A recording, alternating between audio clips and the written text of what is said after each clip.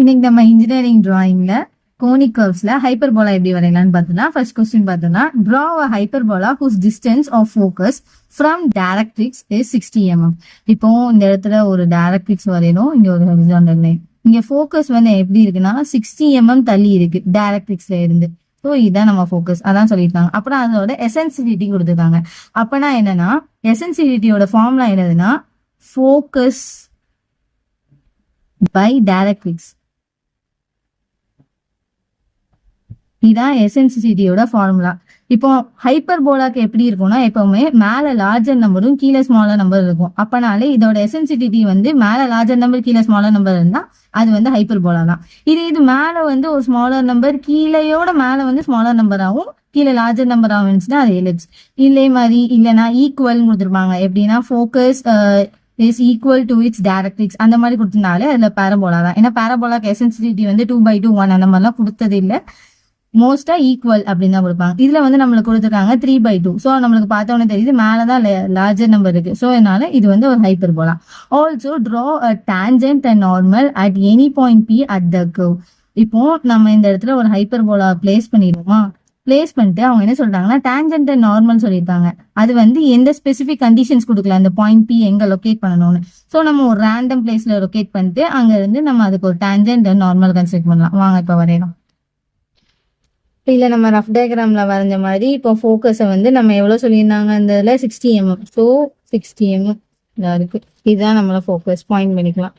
இப்போ அடுத்தது என்னது, எப்பவுமே நம்ம என்ன பண்ணுவோம், மேல உள்ள வேல்யூ தான் எடுப்போம். மேல இதுல என்ன இருக்கு 3 இருக்கு. அப்பனா நம்ம வந்து 3 ஸ்டெப்ஸ் எப்படின்னா இப்போ வந்து 10 mm 10 mm லைன் போட்டுக்கணும்.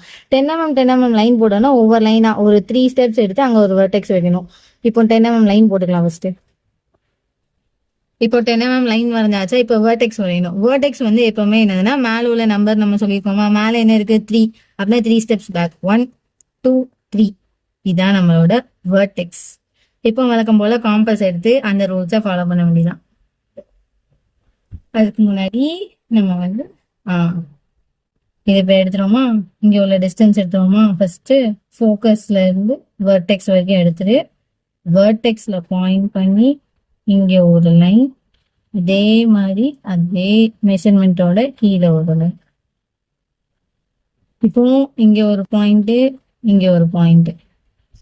இப்போ பாயிண்ட்ஸ் வச்சிட்டோமா, அங்க இருந்து நம்ம ஒரு லைன்ஸ் டிரா பண்ணிடலாம். எங்க இருந்துன்னா பாயிண்ட் ஓல இருந்து கரெக்டா அந்த ஒரு லைன்,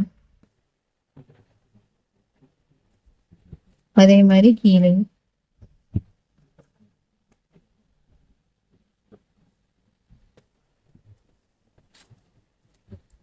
எக்ஸ்டெண்ட் பண்ணிக்கோங்க. ஏன்னா பேரபோல் ஹைப்பர்போலாங்கும் போது ஒரு பெருசா வரணும்.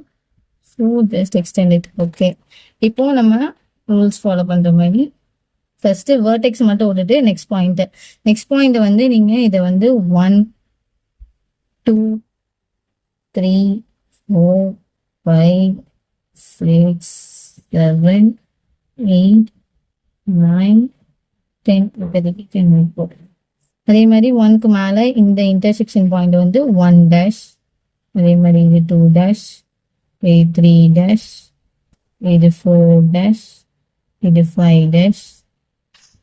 இப்போ நம்ம வெர்டெக்ஸ் மட்டும் லீவ் பண்ணிட்டு அடுத்தது 1ல இருந்து நம்ம 1 வரைக்கும் மெஷர் பண்ணிட்டு ஃபோக்கஸ்ல நம்ம பாயிண்ட் வச்சுட்டு இந்த இடத்துல ஒரு ஆர்க்கு, அதே மெஷர்மெண்ட்டை வச்சு கீழே ஒரு ஆர்க்.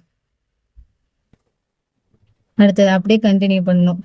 2ல இருந்து எடுத்துட்டு ஃபோக்கஸ்ல இருந்து இங்க ஒரு ஆர்க்கு, 2ல தான் நீங்க மார்க் பண்ணணும். ஃபோக்கஸ்ல இருந்து நீங்க எங்க இருந்து எடுத்தீங்களோ அதே இடத்துல தான் ஆர்க் பண்ணணும். அப்புறம் 3ல இருந்து அதே ஏற்கனவே ஃபோக்கஸ் சொன்னேன். ஸோ ஃபோக்கஸ்ல இருந்தே திருப்பி அதே மெஷர்மெண்ட் ஃபோக்கஸ்ல போட்டோம்னா அதே இடத்துல தான் வரும் பாயிண்ட். இதே மாதிரி எல்லாத்துக்கும் போடணும். இப்போ நம்ம 8 பாயிண்ட் வரைக்கும் நான் ஆர்க் போட்டிருக்கேன். இப்போ நம்ம போட்ட எல்லா ஆர்க்கையுமே ஜாயின் பண்ணா நம்மளுக்கு ஒரு ஹைப்பர்போலா கிடைக்கும்.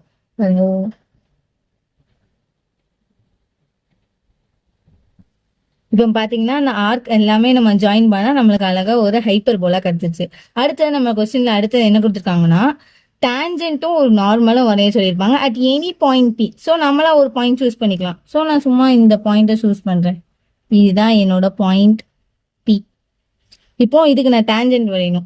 டான்ஜென்ட் வரையறதுக்கு நம்ம என்ன பண்ணுவோம், இந்த இடத்துல எந்த இடத்துல பாயிண்ட் சூஸ் பண்ணமோ அங்கேருந்து நம்ம ஃபோக்கஸ் வரைக்கும் ஒரு லைன் போட்டுட்டு இதுக்கு கரெக்டாக 90 டிகிரி இருக்கணும்.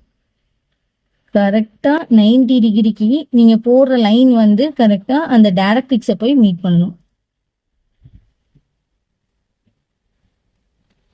ஓகே, டைரக்ட்ரிக்ஸை மீன் பண்ணுறத வந்து நீங்கள் ஸ்மால் ஓவாக எடுத்துக்கலாம்.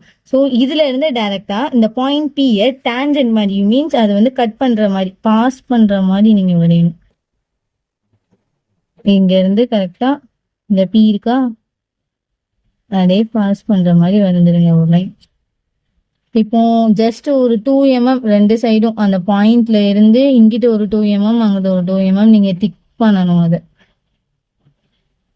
இங்கிட்ட ஒரு 2 mm அப்புறம் அதே மாதிரி இங்கிட்ட ஒரு 2 mm ரெண்டுத்தையும் டார்க் பண்ணிட்டு இதை டீயும் இதை டி டேஷாகவும் மார்க் பண்ணிடணும்.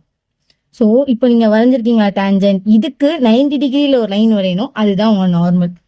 ஸோ அப்படியே வச்சுட்டு இதுக்கு கரெக்டாக 90 டிகிரியில் ஒரு லைன் வரைங்க. இதுலேயும் அதே மாதிரி 2 mm மேலேயும் கீழேயும் டார்க் பண்ணிடுங்க.